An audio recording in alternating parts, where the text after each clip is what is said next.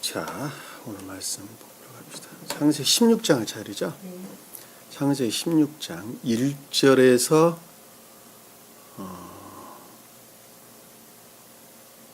6절까지 한번 봅시다. 6절에서 6절까지. 우리 다경자매님. 아브라함의 아내 사레는 그에게 자식을 낳지 못하였더라. 그녀에게 이집트인 여종이 있었는데 이름이 하갈이라. 사레가 아브라함에게 말하기를 보소서 주께서 나를 수태하지 못하게 하셨으므로 내가 청하오니 내 여종에게 들어가소서. 내가 혹시 그녀로 인하여 자식들을 얻을까 하나이다 하니 아브라함이 사레의 음성에 경청하더라. 아브라함의 아내 사레가 그녀의 여종 이집트인 하갈을 데려다 자기 남편 아브라함에게 그의 아내가 되도록 주었더니 이는 아브라함이 가나안 땅에 10년을 거한 후였더라. 그가 하갈에게로 들어가니 그녀가 임신하였더라. 그녀가 자기가 임신한 것을 알고 나서 그녀의 여 주인을 멸시하였으니 사레가 아브라함에게 말하기를 나의 모독은 당신이 받아야 하리이다. 내가 내 여종을 당신의 품에 주었거늘 그녀가 자기가 임신한 줄 알고서는 나를 멸시하니 주께서 나와 당신 사이를 판단하시리이다 하니 아브라함이 사레에게 말하기를 보라 당신의 여종은 당신의 손 안에 있으니 당신에게 좋을 대로 그녀에게 행하라 하기에 사레가 그녀에게 심하게 대했더니 그녀가 사레의 면전에서 도망하였더라. 아멘. 자, 우리가 15장에 지금 이어서 16장을 지금 계속 보고 있죠. 지금 새로운 용어들이 계속 등장을 합니다. 새로운 용어들이 계속 등장을 하는데 이 새로운 용어에 대한 어떤 개념들이 마음속에 형성되지 아니하면 이 말씀을 이해하는데 상당히 어렵습니다. 그래서 우리가 그동안에 계시록에서 배웠던 것하고 그리고 창세기 1장에서 11장까지 우리 배웠던 내용하고는 다소 차이가 있습니다. 창세기 1장부터 11장까지 그리고 계시록에서 우리가 배웠던 것들은 어떤 사람에 대한 상태에 대한 설명이었어요. 있는 상태에 대한 설명을 지금 해주는 것입니다. 어떤 한 사람의 생명의 상태에 대해서 설명을 그동안 했어요. 그것을 대응이라는 지식을 통해서 우리가 그동안에 살펴봤습니다. 그래서 아들이 나오면 진리다. 산이 나오면 선이다. 언덕이 나오면 영적인 선이다. 뭐 이런 식으로 우리가 살펴봤습니다. 그리고 이집트가 나오면 기역지다. 이런 식으로 살펴봤고 뭐 각가지 대응이라는 그런 개념으로 그것들을 살펴봤죠. 그런데 11장 넘어서 이제 12장부터는 어떤 한 사람이 거듭 나아져가는 과정을 우리에게 보여주는 것입니다. 어떻게 하면 한 사람이 거듭나서 개혁되고 리포메이션 되고 리제너레이션 되어서 하나님과 하나 되는 것인가 하는 그런 과정을 설명을 해주는 것을 우리는 잘 볼 수가 있습니다. 그것은 한 사람이 거듭나져가는 과정인데 그 과정에서 등장하는 용어들이 많이 있단 말입니다. 많이 있어요. 그것이 가장 대표적이었던 것이 속사람이라는 용어, 그동안 많이 썼습니다만 속사람이라는 것 그리고 겉사람이라는 것 그리고 그 가운데에 내면적이라는 단어가 등장을 하게 됩니다. 이 내면적이라는 것이 내적인 내면적인 것과 외적인 내면적인 것이 있다. 이렇게 설명해 봤죠. 겉사람에 속한 내면적인 것이 있고 속사람을 흐르는 내적인 내면적인 것들이 있고 또는 겉사람에 속한 외면적인 것들이 있다. 이렇게 우리가 살펴봤어요. 그리고 내적인 외면적인 것도 있다. 이렇게 살펴봤습니다. 그런데 이 내면적이다 또는 다른 말로 합리적이다 라는 말은 같은 뜻으로 쓰여집니다. 그래서 이 내면적이다, 합리적이다 라고 하는 것은 하는 사람은 또는 하는 것들은 속사람과 겉사람을 연결해주는 징검다리 역할을 하는 것을 가리키는 말씀의 뜻입니다. 그러니까 겉사람에 속한 사람은 반드시 합리적인 것을 통해서 속사람으로 나아갈 수가 있고, 속사람에 속한 그 사람은 반드시 합리적이라는 도구를 통해서 겉사람과 결합을 한다는 것을 알 수가 있어요. 이 합리적이라는 것이 없으면 속사람과 겉사람은 결합할 수가 없습니다. 그러면 속사람이 뭐고 또 겉사람이 뭡니까? 수도 없이 설명을 제가 드렸어요. 이 속사람은 주님 자신을 일컫는 말씀의 뜻입니다. 주님 자신. 겉사람이라고 하는 것은, 겉사람은 인간 고유 속성이 자리 잡고 있는 자리 잡고 있는 외적인 것, 겉사람, 외적인 것, 외면적인 것. 다시 말씀드리면 오관으로부터 형성된 사람에 속한 것들, 사람 안에 있는 것들, 그거는 유전학의 속성으로 가득 차 있는 것들이죠. 네. 유전학의 속성으로 가득 차 있는데, 그 유전학의 속성으로 가득 차 있는 그곳을 가리켜서 기억지다 그러는 거예요. 기억지. 기억지로부터 형성되었다 그러는 거예요. 자, 기억지라고 하는 것은 세상 오관으로부터 얻어진 지식들로부터 만들어져 있는 모든 것들을 가리키는 말씀의 뜻이에요. 그러니까 눈으로 보고 손으로 만지고 뭐 하는 또 뭐 있어요? 촉각 뭐 이런 여러 가지 것들, 뭐 시각, 미각 또 뭐 있어요? 촉각 뭐 이런 여러 가지 오관에 의해서 느낀 이런 것들로부터, 그런 것들로부터 취한 것들이 있어요. 취한 것들이 있어요. 취한 것들로부터 만들어져서 생명을 이루고 있는 것, 생명을 이루고 있는 것. 사람 다시 말씀드리면 내 안에 속해 있는 것들, 그것을 가리켜서 겉사람에 속한 것이다 라고 그랬어요. 그랬죠? 그러니까 이 겉사람에 속한 그것으로부터는 속사람에 속한 걸, 다시 말씀드리면 눈에 보이지 않는 영적이고 천적인 것들, 또는 청적이고 영적인 것들, 또는 교회에 관한 것들, 이렇게 설명해 볼 수 있어요. 교회에 관한 것들, 청계에 관한 것들, 다 하나를 가리키는 말씀이 뜻이에요. 그것들에 대해서 알 수 있어요, 없어요? 알 수가 없어요. 없다니까요. 왜 없냐? 눈에 안 보이니까. 그리고 손으로도 안 만져지니까. 그리고 눈으로도 볼 수도 없으니까. 느껴지지도 않으니까. 그것을 철저하게 어떻게 되는 거예요? 부정을 한다니까요. 그런 것들이 뭐 있어? 없을 거야. 라고 부정을 해요. 그러면서 어디에 빠지게 돼요? 눈에 보이는 것만 믿게 된단 말이에요. 눈에 보이는 것만 믿게 돼요. 그래서 지극히 자연주의자가 되는 것입니다. 그러니까 눈에 보이지 않는 것은 하나도 안 믿어요. 안 믿고 없다고 생각하고 눈에 보이는 것만 믿게 되는 것입니다. 이 눈에 보이는 것으로부터, 다시 말씀드리면 오관으로부터 형성된 그 어떤 것으로부터 내면적인 것들, 눈에 보이지 않는 내면적인 것들을 생각하고 지각하는 것을 가리켜서 외적인 것에서 비롯된 내적인 것, 외면적인 내적인 것. 그러는데 이 외면적인 내적인 사람을 철저하게 누구를 가리키는 말이냐? 철학자들이 외면적인 내적인 사람이다 그러는 거예요. 그 사람들은 철저하게 세상 지식으로부터 배운 그것으로부터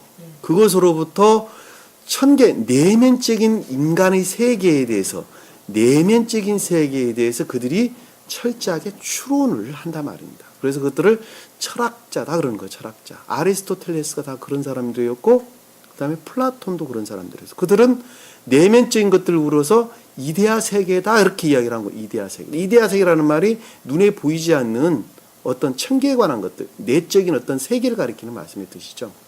그래서 그들이 하는 말이 이데아 세계가 실제고 눈에 보이는 것은 허상이다 이렇게 이야기를 하는 거예요. 그 말이 맞는 것 같지만 전혀 틀린 말이 된다는 거예요. 틀린 말이 된다는 거예요. 그래서 그것을 성경에서는 나르는 뱀이다 이런 말로 뱀이 나라네. 뱀이 추론을 가리키는 말씀의 뜻인데, 그걸 연계에 관해서 어떠한 것들, 천적인 것들, 그러니까 눈에 보이지 않는 어떤 내면적인 것, 내적인 것들을 추론을 하는 것을 가르쳐서 나르는 뱀이다 이렇게 이야기를 하는 거예요. 그 철학자들을 일컫는 말씀의 뜻이라는 걸 잘 알 수 있어요. 그러니까 한 사람이 교회에 속한 사람이 되려면 다시 말씀드리면 눈에 보이지 않는 청계에 관한 것들 또는 선에 관한 또는 진리에 관한 또는 주님에 관한 다 같은 하나를 일컫는 말씀의 뜻입니다. 자, 그와 같은 것으로부터 비롯된 어떤 생명이 내 안에 형성이 되려면 내 안에 그것으로 말미암아 내 안에 주님이 속한 생명이 만들어지려면 반드시 감관으로부터 생각하는 것으로부터 감관으로부터 비롯된 어떠한 것들을 철저하게 물리치지 않으면 그것으로부터 벗어나지 아니하면 절대로 형성될 수가 없겠죠.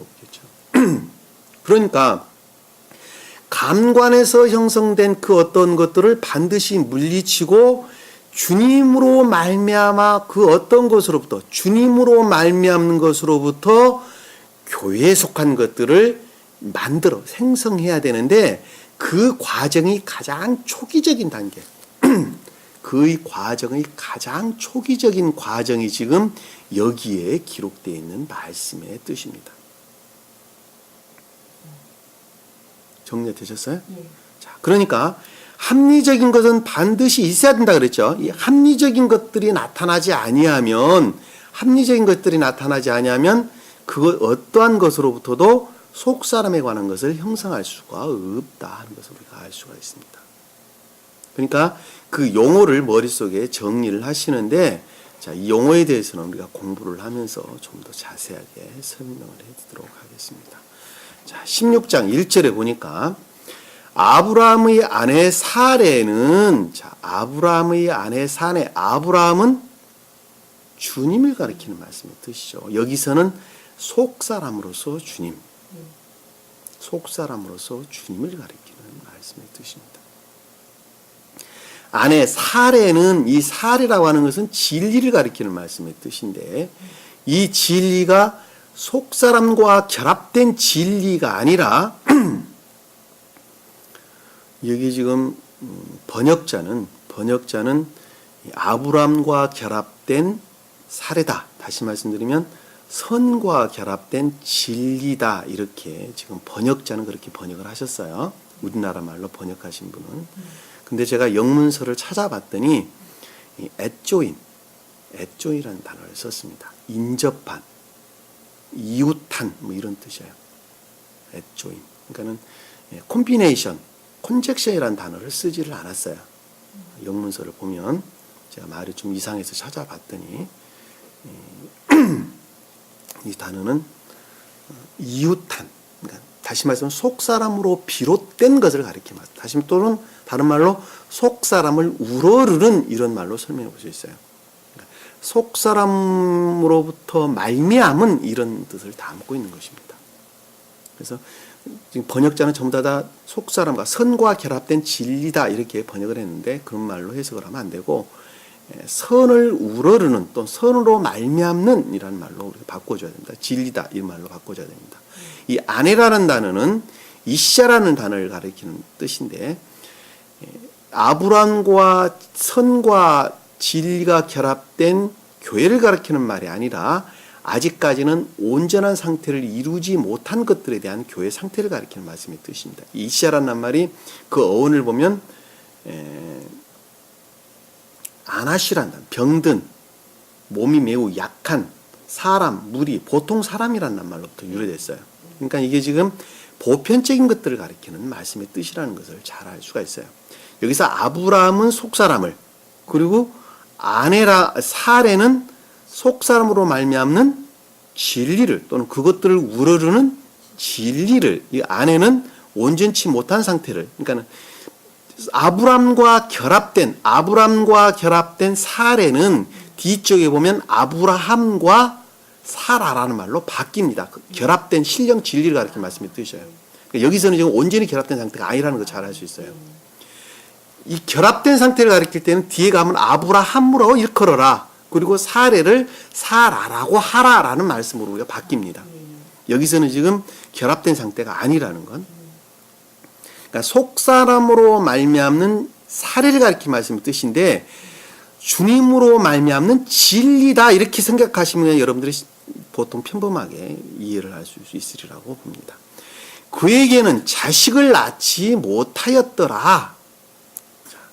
그에게는 자식을 낳지 못하였다라는 말씀의 뜻은 주님으로 말미암, 다시 말씀드리면 속사람으로 말미암는 진리로부터 형성된 그 어떠한 것들이 없었다는 말씀의 뜻이죠. 예. 그러니까 이게 아니란 말이 무슨 뜻이에요? 아직까지는 온전한 교회가 아니라는 것을 잘 알 수가 있습니다. 그러니까 속사람으로 말미암는 또는 선으로 말미암는 진리로부터 생긴 그 어떠한 것들이 없었다. 이 뒤에 가면 이삭을 지칭하는 말인 것을 우리는 잘 알 수가 있죠. 다시 말씀드리면 신령 합리적인 것들, 신령 합리적인 사람이 없었다. 또는 신령 합리적인 것들이 없었다. 이렇게 이야기하는 거예요. 자, 합리적이라는 말씀의 뜻이 신령 합리적이라는 것은 내면적인 합리적인 것들을 가리키는 말씀의 뜻이에요. 내면적인 합리적인 것이라는 것은 내적인 것으로부터 말미암는 내적인 것들을 우러르는 진리를 가리키는 말씀의 뜻이에요. 그러니까 내적인 것으로부터 말미암아 내적인 것, 다시 속사람으로부터 말미암아 속사람을 우러르는 진리를 가리켜서 진리에 관한 것들을 가리켜서 내면적인 또는 신령 합리적인 사람이다. 신령 합리적인 것들이다. 이렇게 이야기하는 거예요. 아시겠죠? 네. 그러니까 여기서 지금 낳지 못하였더라라는 말씀의 뜻이 신령 합리적인 것들이 없었다는 말씀의 뜻이죠. 신령 합리적인 것들이 낳지 못하였더라라는 말씀의 뜻이에요. 자, 그녀에게는 그런데 그녀에게는 이집트인 여종이 있었는데 이름은 하갈이더라 라는 말씀입니다. 자, 그럼에도 불구하고 이집트는 기역지를 아까 말씀드렸죠. 제가 겉사람에 속한 기역지를 가리킨다고. 이집트인이다라는 말씀이 지금 나왔는데 이집트인이라는 것은 미츠리라는 단어를 씁니다. 애굽에 거주하는 자, 어집에 거주하는 사람들이죠. 원래 이집트라는 말이 무슨 뜻이에요? 미츠라임이라는 뜻, 미츠라임. 이집트라는 여기서는 지금 미츠리라고 하는 이집트에 속한 사람들을 가리키는 말씀의 뜻이죠. 그러니까 이집트라는 말이 미츠라임이라는 단어를 썼는데 히브리어 보면 이 미츠라임이라는 단어가 그 어원을 보면 환란, 고민, 고난, 고통, 걱정 뭐 이런 뜻으로부터 유래가 된 단어예요. 함께 묵다, 포위함으로 압박을 당하다, 포위하다 뭐 이런 뜻으로. 무엇으로부터 포위가 당했을까? 고난이, 고통, 걱정, 환란이 어디로부터 올까? 겉사람으로. 그렇죠. 지옥의 속성들로부터 똘똘 뭉쳐져 있는 상태를 일컫는 말씀입니다. 그것이 곧 주님 입장에서 보면 고통이었고 고난이었죠. 그리고 그것이 곧 환란이었죠. 그것이 곧 지옥의 속성으로부터 압박당해져 있는 포위당하고 있는 상태를 가리키는 말씀입니다. 겉사람들이 어떤 상태라는 거예요 지금? 겉사람. 그러니까 지옥의 속성. 자아에서 비롯된 세상 탐욕, 정욕, 이기심, 욕망, 세간의 명예 같은 거. 그 다음에 간음, 음란, 그 다음에 약탈, 도둑, 뭐 강도, 뭐 갖가지 말로 다 설명해 볼 수가 있겠죠. 우상숭배, 뭐 갖가지 것들로 설명해 볼 수가 있습니다. 이와 같은 것들로 똘똘 뭉쳐져 있는 겉사람의 상태를 이집트 그러는 거예요. 그러니까 여기서 이집트인이라는 말의 뜻은 고와 같은 것들에 속해져 있는 사람들을 일컫는 말씀의 뜻이죠. 우리는 다 그동안에 어떤 사람이었어요? 이집트인들이었어요. 그럼 지금 개신교에 속해 있는 사람들은 어디 사람들이에요? 이집트인이라는 걸 명확히 알 수 있어요. 이집트인. 카톨릭 또한 이집트인들이니까요. 거기서 파생되어 나온 이단 사설들, 이단 종파들 다 이집트인들이에요. 그들은 어디를 우러르는 거예요? 세상을 우러르고 있다는 것을 잘 알 수 있어요. 그것으로부터 끊임없이 세상 탐욕을 취하는 자들이죠. 세상 탐욕을 취하고 있다는 것을 잘 알 수가 있습니다. 그래서 그들은 하나님을 누구로 섬기고 있어요? 바알을 하나님으로 섬기고 있는 자들입니다. 그러니까 바알이 하나님이에요. 그들이 믿는 하나님이라고 말하는 그분은 존재되신 분을 믿는다고 그들은 말을 하지만, 천지 한 분 하나님을 믿는다고 말을 하지만 그 내면적에서는 바알신을 섬기고 있다는 것을 우리는 잘 알 수가 있습니다. 그러니까 그들은 반드시 배척을 당해야 될 대상이지 도와줘야 될 대상이 아니라는 것도 명확하게 이해할 수가 있습니다. 그들은 하나님을 섬기는 자가 아니에요. 하나님 섬기는 자가 아니라 그들은 바알신을 섬기는 자들입니다. 또 금송아지를 우러르는 자라는 것을 우리가 쉽게 잘 알 수가 있습니다. 그들에게 동정을 베풀어서는 안 되겠죠. 그들은 교회에 나간다고 친절을 베풀어서는 안 됩니다. 왜 그러냐면 그들은 하나님께 속한 자가 아니기 때문에 그렇습니다. 우리 말씀의 가르침으로부터 명확하게 이해할 수가 있습니다. 그들이 곧 이집트 사람 그러는 거, 이집트 사람. 여기서 지금 보면 제가 전에서 하는 말인가요? 원어를 보면 정확하게 설명해 볼 수가 있어요. 원어를 보면. 원어 공부를 그래서 하면 좀 더 우리가 말씀을 깊게 이해할 수 있다고 하는 것을 우리는 잘 알 수가 있습니다. 반드시 원어 공부를 좀 하세요. 그래야지 좀 말씀을 깊게 볼 수가 있습니다. 원어 공부를 한다고 또 알 수 있느냐? 그것이 아니죠. 이 대응이라는 지식이 없으면 말씀을 이해할 수가 없습니다. 여러분들은 지금 공부를 하면서 뭐를 배우고 있어요? 이 대응의 지식으로부터 천계에 속한 것들을 여러분들이 배우고 있는 것입니다. 이 대응의 지식은 어느 한날에 형성되는 것이 아니라 꾸준히 공부하는 것으로부터 나도 알지 못하는 사이에 어느 날 주님께서 넣어주시는 것으로부터 생기는 것입니다.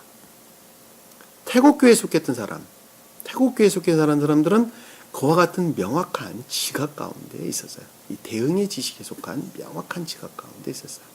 그들은 산에 있는 나무 보면서 나무를 보지 아니하고 천적인 교회, 태국교회, 천적인 교회에 속한 총명을 생각했다는 것을 우리는 잘 알 수가 있습니다. 태양을 바라보면서도 그들은 주님을 생각. 이 앞에서 우리가 보면 배웠었죠. 15장에서 배웠습니다. 그리고 달을 쳐다보면서 하늘을 쳐다보면서 천계를 생각을 하셨고, 달을 쳐다보면서는 주님의 신령 진리를 생각하고, 별을 보면서는 주님에 대한 지혜를 생각하게 됐다는 거죠. 우리가 잘 태국교회에 속한 사람들이 생각해요.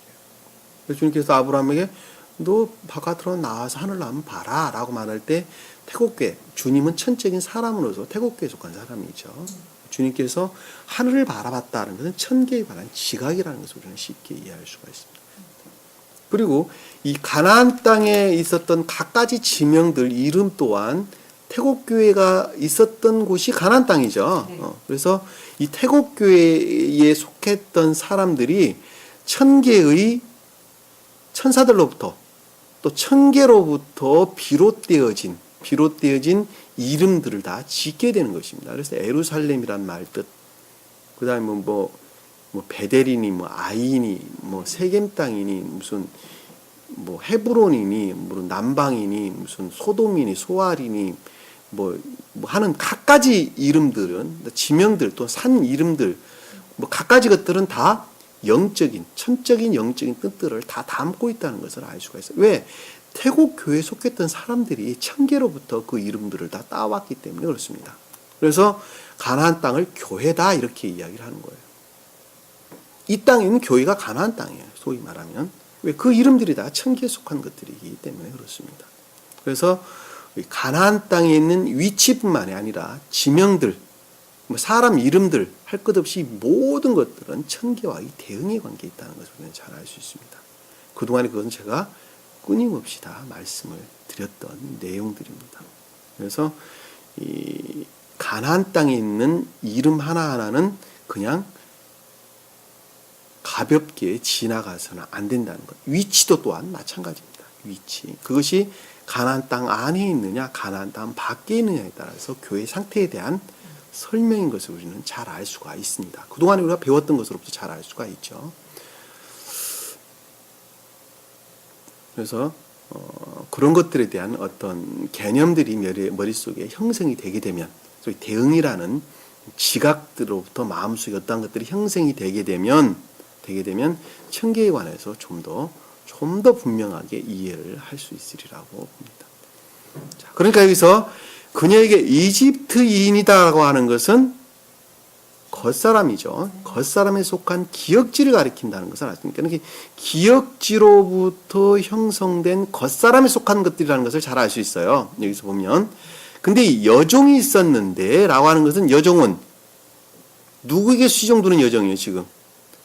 사례에게. 다시 말씀드리면 진리에 관한 것들. 선에서 비롯된 또 선을 우러르는 진리에 관한 애정을 뜻한다는 것을 알 수 있어요. 네, 그것들에 수정두는 것은 애정 이외에는 다른 것을 가리키는 것이 아니기 때문에.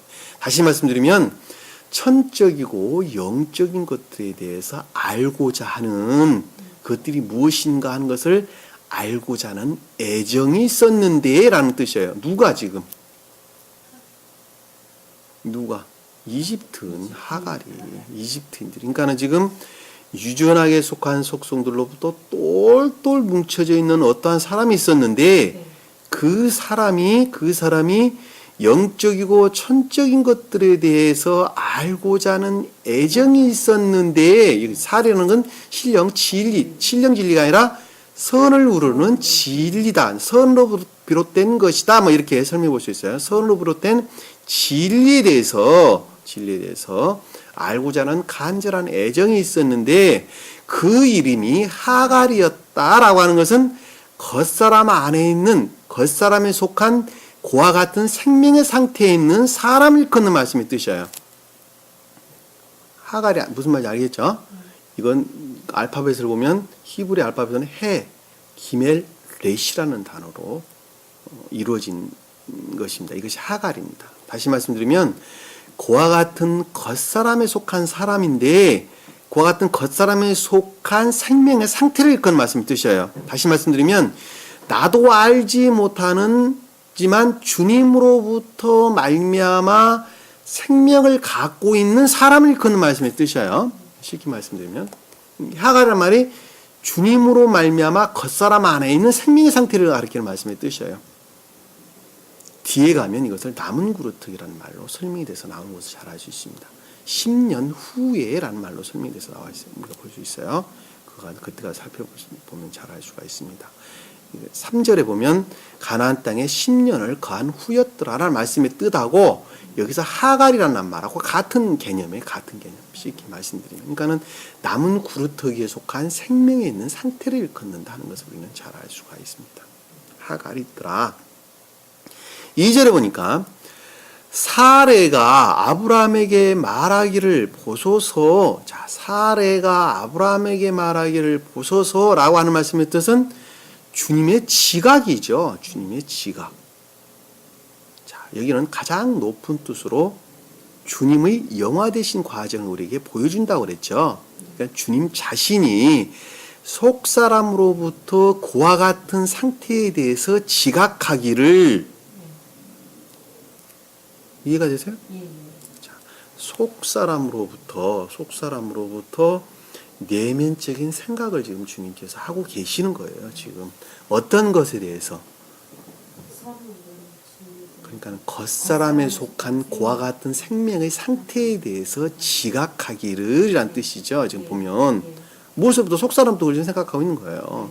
그와 같은 상태에 대해서 지각하기를 또는 여기서 지금 사례라고 일컫는 주님의 입장에서 보면 총명적 진리로부터 생각하시기를 아시겠죠? 네. 총명적 진리로부터.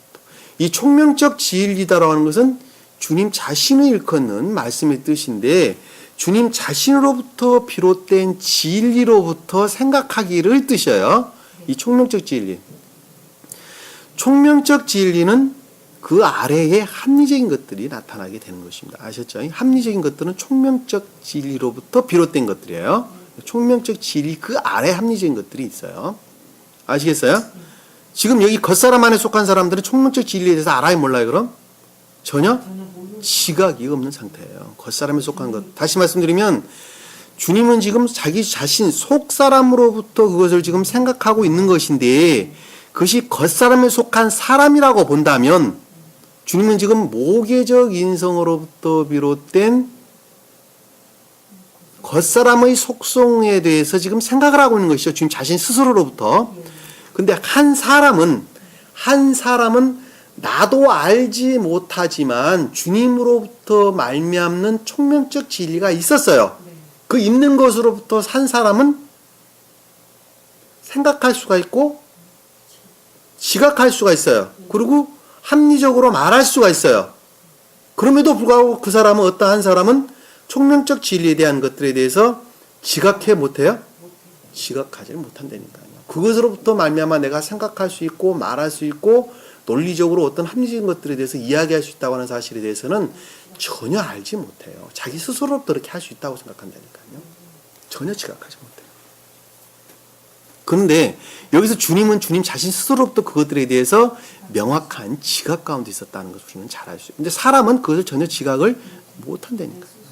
자기가 스스로부터 그렇게 하는 줄을 알고 있어요. 알고 있는 거예요. 아시겠죠? 그 말은 뒤에 내려가서 좀 더 우리가 깊게 살펴보도록 하겠습니다. 그러니까 사례가 아브라함에게 말하기를 이라는 것은 총명적 진리로부터 다시 말해 주님 자신이 내면적인 것으로부터 생각하기를 지각하시기를 주께서 나를 수태하지 못하게 하셨으므로 자, 다시 말씀드리면 어떠한 합리적인 것들이 나타나지 못했다는 말씀의 뜻이죠. 소위 말하면 위에서 말하는 잉태하지 못했다는 말하고 똑같은 것이죠. 지금 낳지 못했다는 말. 다시 말씀드리면 신령 합리적인 것들이 생기지 못했다. 나타나지 못하였다. 태어나지 못하게 하였다는 말씀의 뜻이죠. 네. 자, 수태하지 못하게 하였으므로 이 못하게 하였다는 말씀의 뜻이 뭐예요? 주님이 못하게 하였어요? 아니, 자기 스스로의 느낌. 주님이 그걸 못하게 수태하지 못하게 했어요? 한 사람이 느끼는 저기 수태하지 못하게 했다는 말씀의 뜻은 감관에 아까 제가 설명을 드렸어요. 감관에 속한 속성들로부터 내면적인 지각을 깨닫지 못했다는 말씀의 뜻이죠. 왜? 그것은 유전학에 속한 악한 속성들로부터 말미암기 때문에 그렇습니다. 만약에 사람이 유전학에 속한 속성들로부터 태어나지 않는다면 만약에 다시 말해 유전악으로부터 태어나지 않는다면 아마 나면서부터 천적인 것들에 대한 그리고 영적인 것들에 대한 밝은 총명과 지각 가운데 있다는 것을 잘 알 수 있어요. 그런데 그것들을 다 잊어버리고 태어난 그 이유는 그러니까 아까 태국교회에 속한 사람들은 뭐라 그랬어요? 그것들에 대한 밝은 이유와 깨달음 가운데 있었다는 것은 나면서부터 천적인 사람으로 태어나다 말이에요. 유전학에 속한 속성으로 태어난 것들이 아니라 주님에 속한 속성으로부터 태어났어요. 그렇기 때문에 교회에 속한 천적이고 영적인 것들에 대한 밝은 이해와 깨달음 가운데 있었다는 것을 잘 알 수 있어요.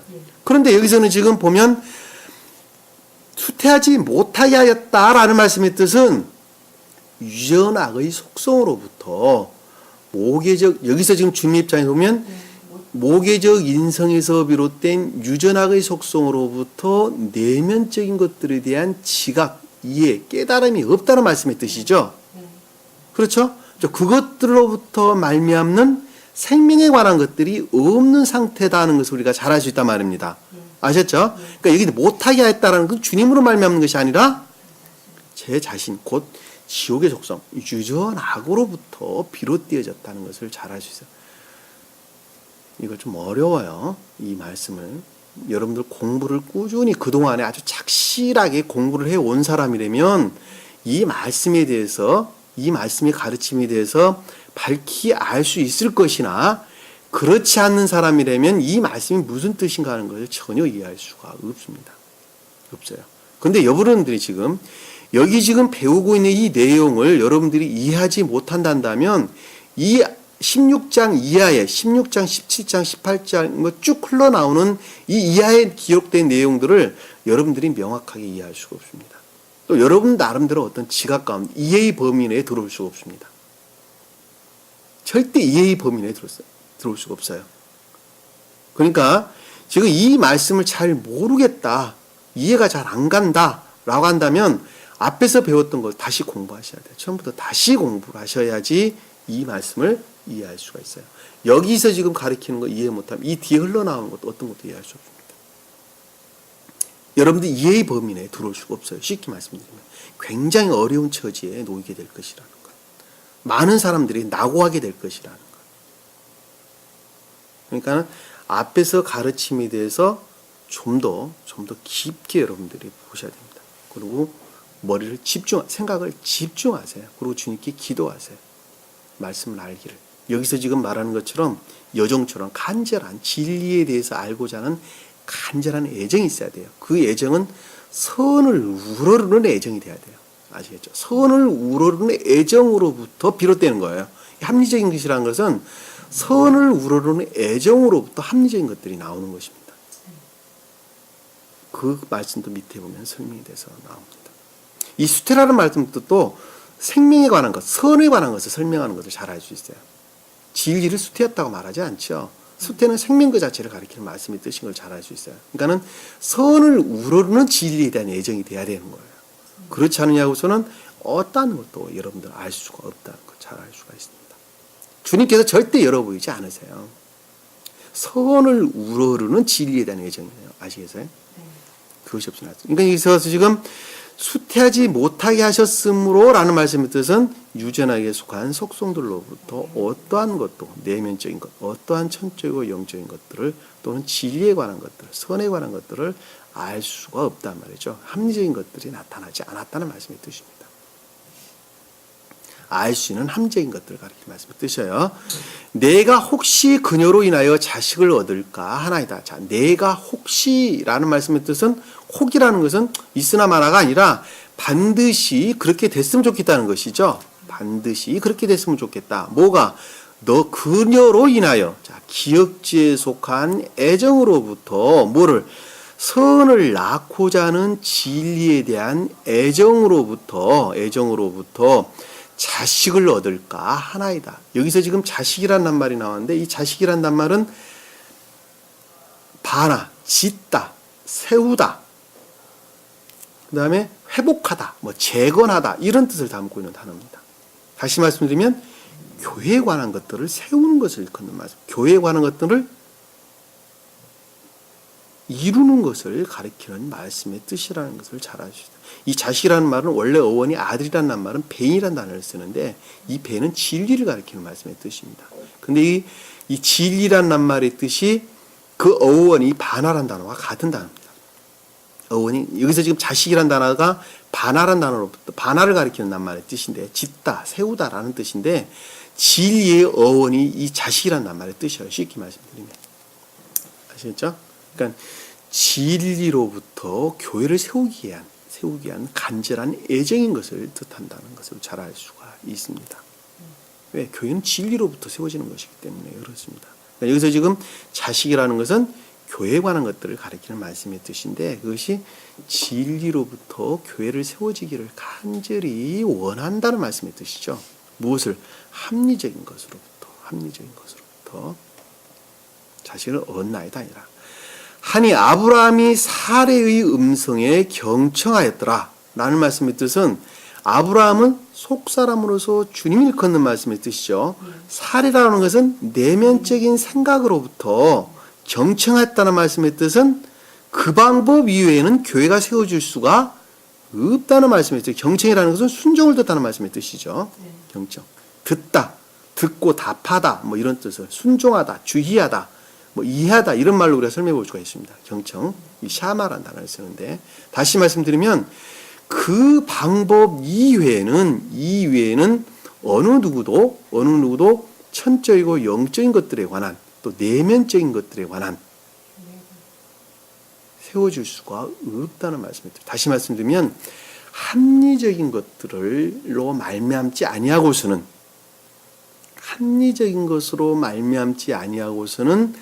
교회를 세울 수가 없다는 말씀의 뜻이라는 것을 잘 아시죠. 여기서 지금 낳고자 하는 것은 사례가 낳고자 하는 것. 아브라함이 사례와 결합해서 낳고자 하는 것은 신령 합리적 진리를 가리키는 말씀의 뜻이고 겉사람에 속한 기억지로부터 비롯된 애정으로부터 낳고자 하는 것은 합리적인 것들이죠. 처음에 나타나는, 첫 번째 나타나는 합리적인 것들을 가리킨다는 것을 잘 알 수가 있어요. 이 계도의 합리적인 것들이 계도를 가리키는 말씀의 뜻이에요.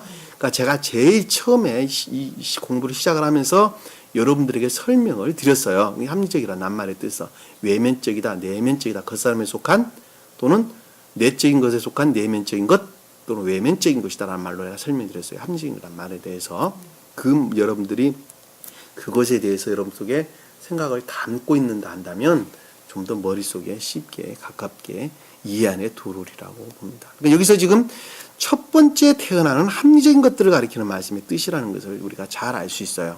다시 말씀드리면 합리적인 것으로 말미암지 아니하고서는 그 방법 위에는 어느 누구도 교회를 세울 수가 없다는 말씀의 뜻이죠. 교회에 관한 것들, 내적이고 천적 영적인 것들에 관해서 어느 것도 하나 세울 수가 없다는 말씀의 뜻이라는 걸 잘 알 수가 있습니다. 3절에 보니까 아브라함의 아내 사레가 라고 하는 것은 그녀의 여종 이집트인 하갈을 데려다가 자기 남편 아브라함에게 그의 아내가 되도록 주었더니 아브라함의 아내 사레는 아브라함이 속사람으로서 주님을, 아내는 그와 같은 상태를, 그 다음에 사례는 진리에 대한 애정 또는 주님 입장에서는 총명적 진리 이런 말로 설명할 수 있죠. 주님 자신을 가리킬 때는 총명적 진리를 가리키는 말씀의 뜻이죠.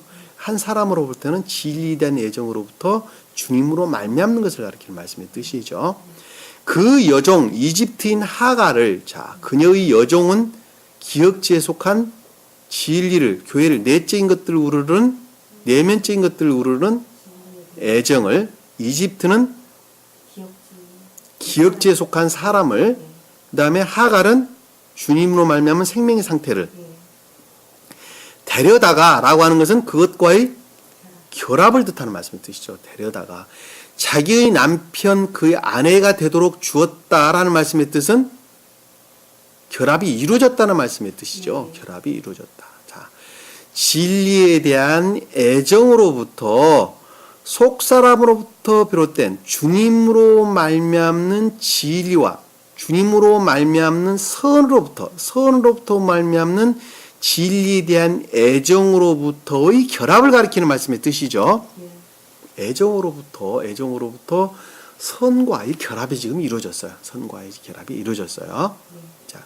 애정으로부터 주었더니 되도록 주었더니 이는 아브라함이 가나안 땅에 10년을 거한 후였더라 라는 말씀의 뜻은 겉사람 안에 있는 주님에 속한 것, 남은 구루터기로부터 비롯되었다는 말씀의 뜻이죠.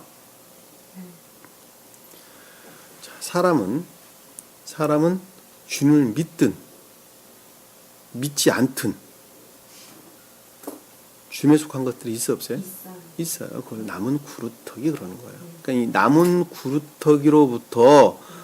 구루터기로부터 생명이 있었는데 주님에 속한 생명이 있었는데 그 생명인데 그와 같은 사람, 생명이 있는 그 사람이 진리에 대해서 교회에 속한 내면적인 것, 교회에 속한 영적이고 천적인 것들 여러분들 알아듣기 쉽도록 좀 설명을 하는 것입니다. 천적이고 영적인 것들, 교회에 속한 내적인 것들에 대해서 알고자 하는 애정이 있었죠. 그 여종이었어요. 그것이 곧 겉사람에 속한 사람이었어요. 그 애정으로부터 주님으로 말미암아 결합이 이루어졌죠. 결합이 이루어졌는데 그 자가 지금 밑에 보면 뭐라고 설명이 돼서 나오냐면 잉태했다라는 말로 설명이 되는데 그것이 첫 번째 나타난 합리적인 것을 가리킨다는 것을 잘 알 수 있어요. 첫 번째 나타난 합리적인 것.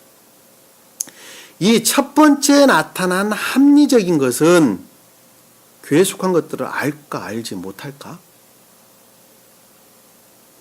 교회에 속한 것은 아직 모를 것 같아요. 교회에 속한 것들은 알 수가 없습니다. 왜 합리적인 것들이 알 수가 없느냐라면 이 합리적인 것들은 동물과 구별되는 합리적인 것을 가리키는 말씀의 뜻입니다. 다시 말씀드리면 여기서 첫 번째 나타난 합리적인 것이다 라고 하는 말씀의 뜻은 철저하게 오관에 지배되어져 있는 합리적인 것을 가리키는 말씀의 뜻이에요. 다시 말씀드리면 눈으로 보고 그리고 손으로 만지고 또 맛을 보고 또 뭐 있어요? 우리 오관. 느낌, 오관이 뭐예요? 오관이. 보고, 듣고, 음.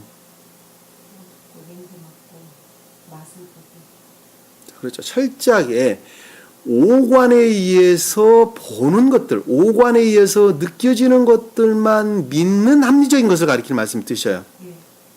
애정으로부터 생긴 첫 번째 합리적인 것은 자, 예를 들면 이런 거예요. 자, 말씀의 문자적인 뜻으로부터 내면적인 것들에 대해서는 전혀 이해하지 못하는 것을 가리키는 말씀의 뜻이에요. 다시 말씀드리면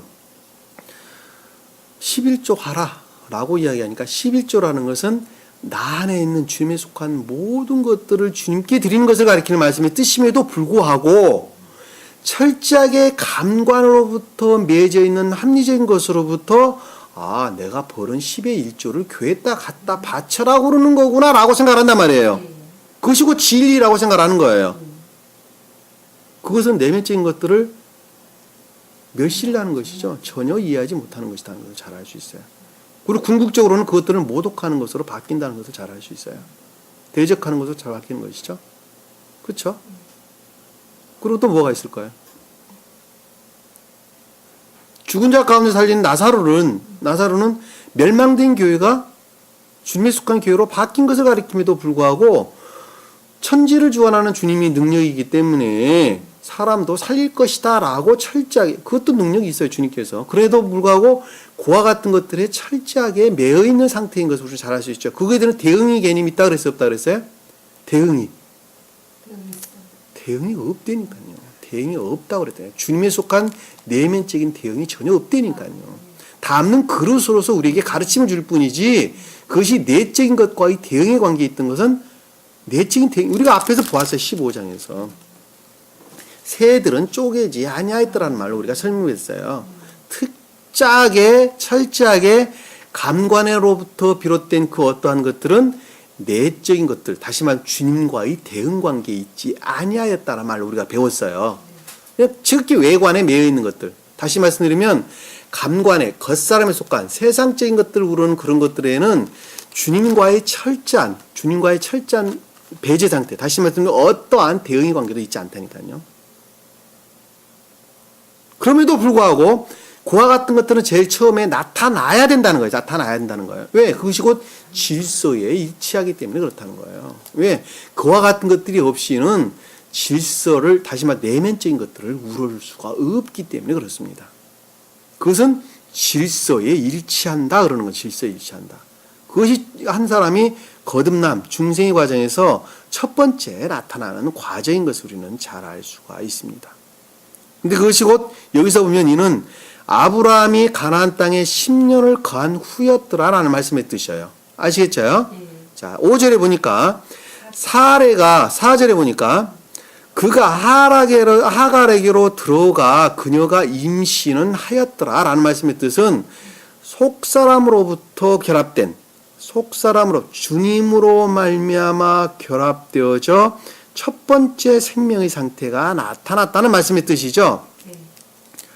선을 우러르는 진리에 대한 애정으로부터 첫 번째 나타난 감관적인 것들에게 철저하게 매어져 있는 합리적인 것. 풀어 설명 그 말이에요.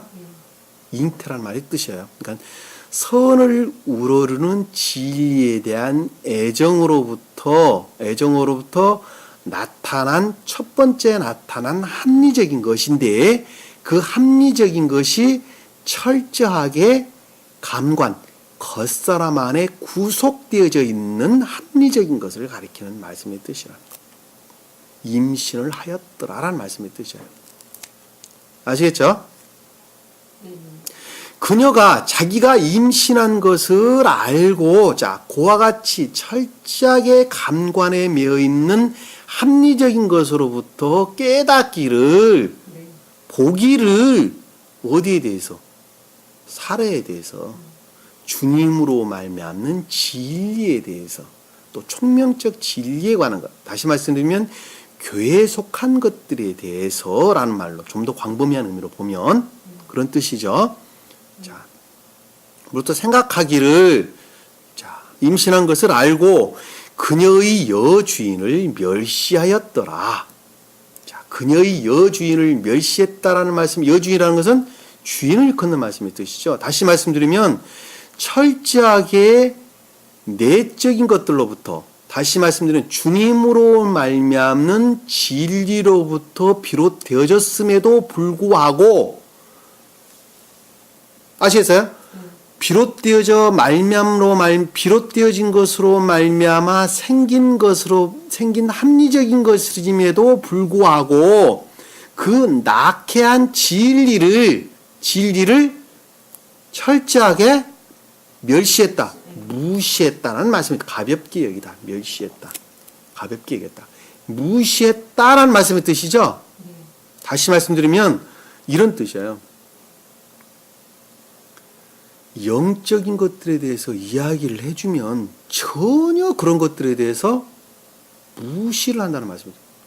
영적인 뜻이 있기는 뭐 있어. 말씀의 문자의 뜻을 잘 믿어야지. 주님도 그랬잖아.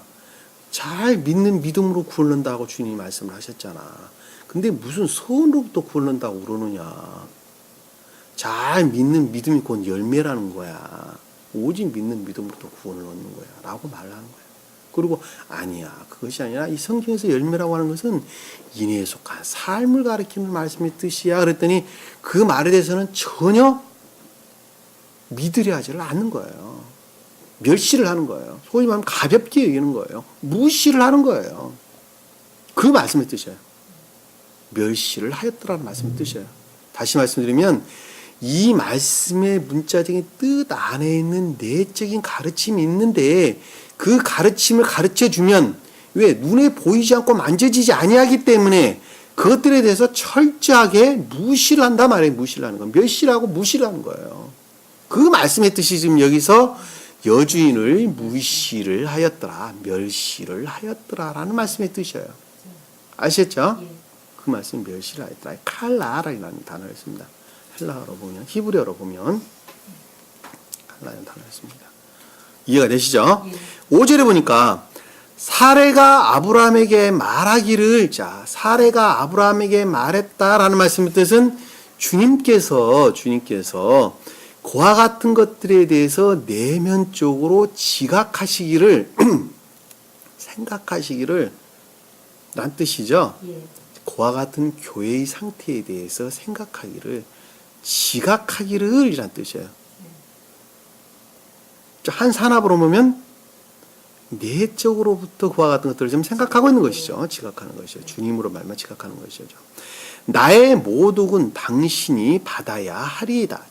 나의 모독이라는 것은 그렇게 멸시한 것들은 철저하게 궁극적으로 모독을 당할 수밖에 없죠. 멸시를 당할 수밖에 없죠. 이 모독이라는 말은 난폭하게 하다, 학대하다, 해치다, 탄압하다라는 말에서 유래되는 하마스라는 말을 씁니다. 히브리어로. 자, 그렇게 무시하는 것으로부터 철저하게 모독을 하게 되죠. 내적인 것들을 탄압하게 되죠. 모독한다, 탄압하게 된다는 것을 잘 알 수 있어요. 나의 모독은 당신이 받아야 하리이다 라는 말씀의 뜻은 선으로부터 문자적인 뜻으로 보면 선에 대한 모독인 것으로는 잘 알 수 있죠. 그런데 선을 알아야 몰라요. 이 사람은? 몰라요. 근데 모독할 수 있어요? 없어요? 없어요. 그러니까 선이 모독당할 수는 없어요. 왜? 그것을 선이 무엇인지 신령 진리가 무엇인지 천기가 무엇인지 아무것도 모르는데 어떻게 그것을 모독할 수가 있겠어요? 모독할 수가 없어요. 그러니까 여기서 지금 문자적인 뜻으로 보면 모독한다는 말로 보이는데 선은 모독할 수가 없죠. 알지를 못하니까 모독할 수 없어요. 그렇기 때문에 여기서는 지금 나의 모독을 당신이 받아야 한다는 것은 선으로부터 비롯되어져 반드시 그것들을 멸할 능력, 다시 말해서 선으로부터 반드시 그것들이 멸해야 된다는 말씀의 뜻이죠. 받아야 한다는 말씀의 뜻은 반대로 뜻하면 그 뜻입니다. 다시 말씀드리면 선을 우러는 선으로부터 신령, 다시 말해 속 사람으로부터 비롯된 것으로 말미암아 반드시 그와 같은 것들 겉사람에게 철저하게 매어져 있는 첫 번째 나타난 합리적인 것들은 반드시 분리가 되어진다. 멸해돼야 된다. 다시 말씀드리면 순수하게 순종되는 복종의 상태로 놓여야 된다는 말씀의 뜻이죠. 받아야 하리다라는 말씀의 뜻이죠.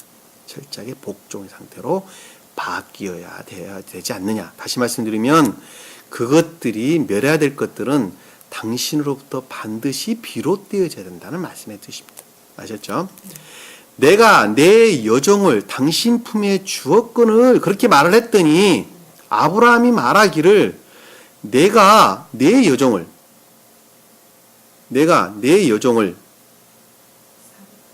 사레가 나의 모든 당신 내가 내 여종을 당신 품에 주었거늘 이란 사레가 진리에 대한 애정으로부터 기억지에 속한 진리에 대한 애정으로부터 속사람과 다시 말씀드리면 주님과 하나 되게 하셨더니 품에 주었거늘 그녀가 자기가 임신한 줄 알고서는 이라는 것은 그것으로부터 태어난 첫 번째 합리적인 것 그럼에도 불구하고 겉사람에 속한 오관에 의해서 철저하게 구속당하져 있는 그 합리적인 것으로부터 나를 멸시하니 다시 말씀드리면 내면적인 것 또는 내적인 것들을 가볍게 여기니 주께서 나와 당신 사이에 판단하시리다 라는 말씀의 뜻은 반드시 선과 결합된 선을 우러르는 진리로부터 그것들은 진리로 말미암아 이 판단한다라는 말씀의 뜻이 무슨 뜻이냐면 그것들을 멸하고 새로운 것들이 나타나야 된다는 말씀의 뜻이에요. 이 판단한다는 말이 이 샤파트라는 단어를 썼는데 심판하다, 판결을 선고하다라는 뜻인 저주하다, 벌하다 이런 뜻입니다. 다시 말씀드리면 그것들은 반드시 멸해야 될 것이고 심판을 받아야 될 것이고 다시 말해 분리가 돼야 될 것이고 또는 복종의 상태로 바뀌어야 될 것이고 같은 뜻이에요. 네. 복종의 상태로 바뀌어야 될 것이고 그것으로부터 새로운 것들이 만들어져야 된다는 말씀의 뜻이죠. 네. 이 헬라어로 보면 이 심판이라는 단어를 성경에서 각가지 말로 설명되고 있는데 크리노라는 단어를 씁니다. 크리시스 심판이라는 말 명사로서 크리시스라는 단어를 쓰고 동사로서는 크리노라는 단어를 씁니다. 구별하여서 심판한다는 뜻이에요. 구별하여서 판결한다, 정죄한다라는 말씀의 뜻입니다. 선한 것들은 들어올리고 나쁜 것들은 지옥에 속당한 것들은 떨쳐버리는 거, 분리하는 거예요. 구별해서 정죄한다는 말씀의 뜻이에요.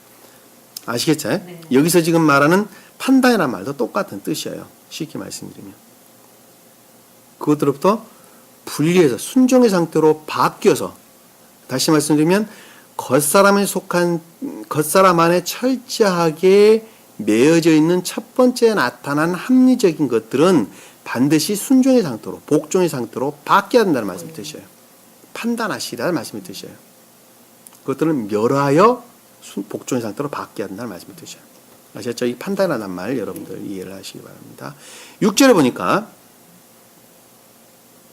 아브라함이 사레에게 말하기를 또 주님께서 그와 같은 것들에 대해서 지각하시기를 주님께서 생각, 사상 또는 지각하시기를 당신의 여종은 당신의 손 안에 있으니 라는 말씀의 뜻이 뭐예요? 당신의 여종. 자, 기억지에 속한 애정은 진리의 통제 아래 있다는 말씀의 뜻이죠. 손이라는 것은 능력을 가리키는 말의 뜻입니다. 야드. 수중에 있다. 다시 말씀드리면 진리의 능력 가운데 있다는 말씀의 뜻이죠. 자, 속 사람을 우러르는 진리로부터 비롯된 능력 가운데 있다는 말씀, 다스림 가운데 있다는 말씀의 뜻이에요. 그것이 있으니 당신에게 좋을 대로 그녀에게 행하라. 여기서 이 당신한 말은 인칭대명사 유를 가리키는 말이 아니라 아인이라는 말입니다. 아인. 눈을 가리키는 말. 사람 눈을 가리키는 말씀 뜻이요. 사람 눈. 깨닫고 이해하는 것을 가리키는 말씀 뜻이요. 눈은 이해 또는 총명을 가리키는 말씀의 뜻이죠. 당신 좋을 대로 그녀에게 행하라 라고 하는 것은 내면적인 것들을 이해하고 깨닫는 것으로부터 나타나는 어떤 결과를 가리킨다는 걸 잘 알 수 있어요. 행한다는 말은 그것들로부터 나타나는 결과를 가리키는 말씀의 뜻이에요. 그러니까는 그것은 진리에 대한 애정으로부터 비롯된 능력 가운데 있는데 그것으로부터 내면적인 것들에 대해서 깨닫고 이해하는 것이죠. 깨닫고 이해하는 것으로부터 나타난 결과로 있게 하라는 말씀의 뜻이에요.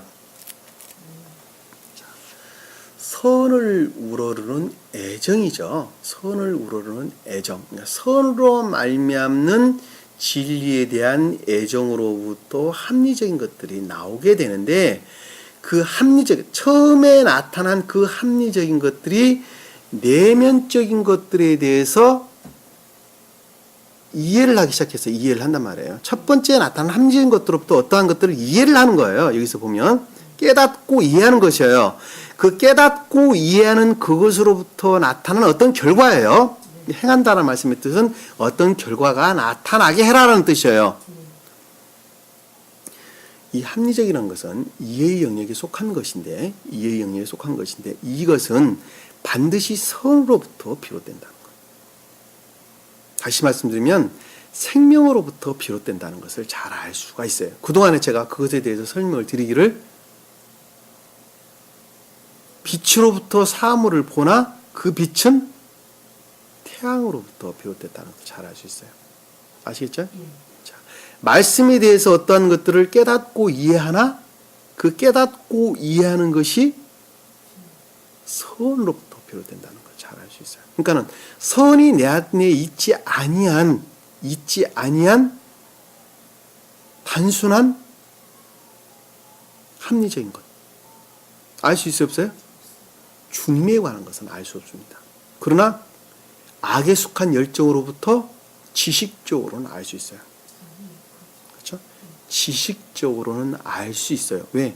주님이 넣으신 첫 번째 나타난 합리적인 것으로부터 알 수 있어요. 왜? 그것은 철저하게 감관에 매여 있는 것으로부터 아는 거예요. 겉사람에 철저하게 구속되어져 있는 합리적인 것으로부터 아는 거예요. 그렇기 때문에 철저하게 구속되어져 있는 합리적인 것으로부터 나은 결과는 철저하게 감관을 우러를 수밖에 없어요. 그러겠죠? 그러나 그것이 내면적인 것들, 선을 우러르는 진리에 대한 애정으로부터 나타난 그 합리적인 것들은 자기가 알지 못하지만은 그것들에서 비롯된 그 어떠한 내면적인 생명을 낳는다는 것을 잘 알 수 있어요. 아시겠어요? 아시겠죠? 그럼 여기서 지금 보면 당신의 여정, 당신이 좋은 대로 그녀에게 행하라라는 말씀의 뜻이에요. 이 당신한 말이 아인을 이해와 깨달음을 가리키는 말씀의 뜻이라고 제가 설명을 드렸어요. 그러니까는 이 좋은 대로 행하라는 것은 그것들로부터 비롯되어진 어떠한 내면적인 생명의 상태, 말미암는 어떠한 것들을 가리킨다는 것을 우리가 잘 알 수 있어요. 아시겠죠? 아시겠죠? 하기에 사례가 그녀에게 심하게 되었더니 뭔 뜻이에요? 6절. 자, 내면적으로 깨닫고 이해하는 그 어떤 것으로부터 진리에 대한 애정으로부터 비롯되어진 그 어떤 것으로부터 감관에 철저하게 매어져 있는 합리적인 것들에 대해서 압력을 가한 것이죠. 압력을 가했어요. 다시 말씀드리면 그것들의 관계에서의 첫 번째 나타난 시험이라는 것을 잘 알 수 있어요. 그렇죠? 시험이죠. 압력을 가했다는 거. 심하게 됐다는 것은 압력을 가했다. 또는 그것들에 대해 노력을 가했다라는 아나라는 단어를 썼습니다. 아나. 히브리어로 보면 어떤 것들에 대해서 노력을 가하다 또는 힘을 가하다 라는 심하게 됐다라고 하는, 다시 말씀드리면 그것들과의 관계에서 지금 어떻게 생긴 거예요? 시험이 생겨. 이것이 진리요, 저것이 진리요. 지금 헷갈리는 거야. 예? 그렇죠? 첫 번째 나타나는 거예요. 그러니까 지금 이게 지금 보면 철저하게 감관에 매여 있는 것과 감관에 매여져 있는 첫 번째 나타난 함적인 것과 내적인 것, 내면적인 것들을 처음으로 깨닫는 그것과의 어떤 관계에 있어요? 지금 시험의 상태에 놓인 것을 잘 알 수 있어요. 첫 번째 나타난 시험. 이 첫 번째 나타난 시험은 구속에 의한 시험이 아니라 철저한 자유의지에 대한 시험이라는 걸 잘 알 수 있어요. 이 시험의 본질은 자유의지예요. 시험의 본질은 자유의지입니다. 자유의지에 의한 시험이 아닌 것은 생명을 낳을 수가 없어요. 다시 말씀드리면 외적인 구속에 의해서 나타난 것들은 시험이 아니에요. 시험을 일으킬 수가 없어요. 아시겠죠? 자, 선을 우러르는 것으로부터 그래서 시험이 나타나는 거예요. 왜? 사랑 그 자체, 생명 그 자체는 자유를 뜻하기 때문에 그렇습니다. 생명 그 자체는 자유예요. 내가 살아있는 그 자체는 자유예요.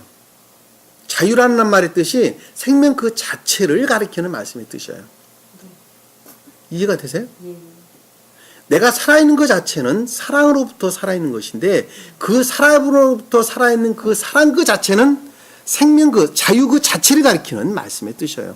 왜? 사랑 그 자체는 자기가 좋아하는 것 이외에는 하지가 않는다니까요. 그러니 자유를 구속하는 것은 무엇으로부터 구속하는 거예요? 외부로부터, 외적인 것으로부터 구속을 하는 거예요. 근데 그것이 지옥의 속성들로 철저하게 구속되어 있다면 그들은 자유라고 말하자면 그것이 자유의 자유가 아니에요? 자유가 아닌 거예요. 왜? 그들은 그 자유인 것으로 착각하고 있다니까요. 왜? 철저하게 지옥의 속성들로부터 구속되어져 있는 억압의 상태라는 것이네. 억압의 상태. 그것은 자유가 아니에요.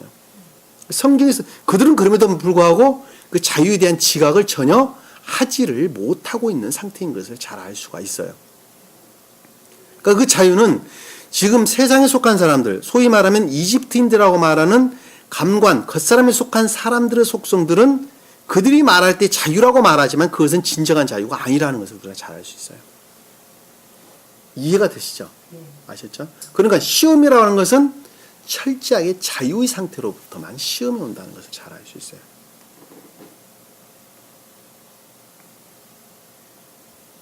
말이 좀 어렵죠? 그 말 굉장히 깊은 내용입니다. 굉장히 깊은 뜻입니다.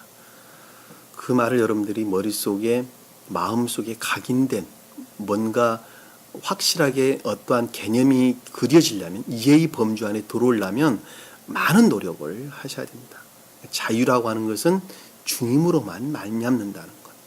내가 세상 사람들이 말하는, 소위 말해 주님께 속한 사람들이 아닌 사람들이 말하는 그 자유라고 하는 것은 진정한 자유가 아니라 철저하게 구속되어져 있는, 겉사람에게 지옥의 속성들로 구속되어져 있는 억압의 상태라는 것.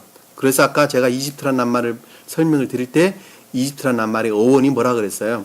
환난, 고난, 고통, 걱정, 포위함, 압박, 포위당하고 있다, 이런 말로 내가 설명해 드린 것을 잘 알 수 있습니다. 그것이 곧 지옥의 속성들로 철저하게 구속되어 있는 상태라는 것을 우리는 잘 알 수가 있습니다. 심하게 되었더니 그녀가 이 사례의 면전에서 도망하였더라. 자, 면전이라는 것은 파님, 얼굴로, 마음의 내면으로부터 도망하였다라는 말씀의 뜻은 문자적인 뜻으로 보면 지금 멀리 떨어졌다는 말씀의 뜻이죠. 멀리 떨어졌다는 말씀의 뜻. 그렇게 해석해도 별 지장은 없을 것 같습니다. 근데 스베드보리 사도는 이것을 분노다라는 말로 설명이 됐어요. 분노. 철저하게 대항한다는 말씀의 뜻이에요.